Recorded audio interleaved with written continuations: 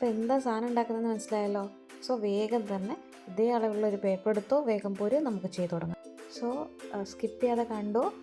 Foldings ഒന്നും വിട്ടുപോകണ്ട. Foldings വിട്ടുപോയി കഴിഞ്ഞാൽ ഷേപ്പ് കിട്ടില്ല കേട്ടോ.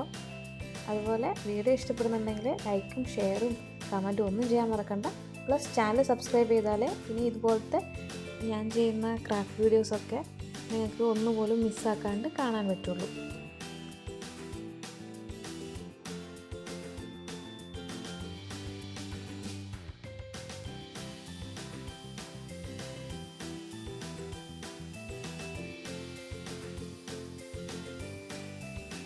എങ്ങനെയുണ്ട്?